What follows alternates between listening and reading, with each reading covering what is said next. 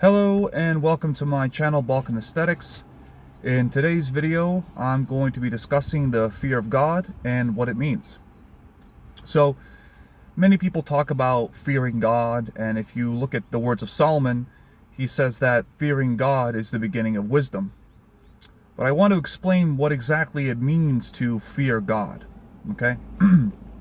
So, fearing God doesn't mean that you should be afraid of him, right? It doesn't mean that you should be terrified of him or scared that he's going to do something bad to you, right? When someone tells you the fear of God, what they mean is you should respect God, right? To fear God is to respect God, okay? So to put it as an example, right?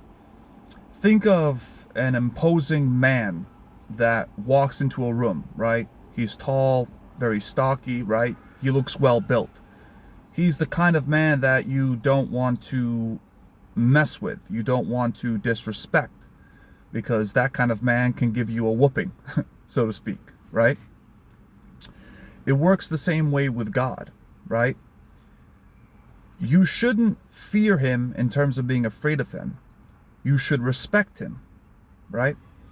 And God is the type of person that it takes a lot for him or for you to get on his bad side, right? But if you repeatedly disrespect him, if you repeatedly go against his law and commit evil, God is going to have to raise his hand up and deal with you accordingly. Just like that imposing man, if you disrespect him enough times, right? You slander him, you get on his bad side, you better watch out, because that man is going to give you a proper whooping. And it wasn't because you said the wrong thing once or twice or even 3 times. It was a repeated insult. It was a repeated inflicted wound that caused the man to finally raise his hand up against you. So the fear of God works the same way. God's not going to deal with you if you mess up a time or two.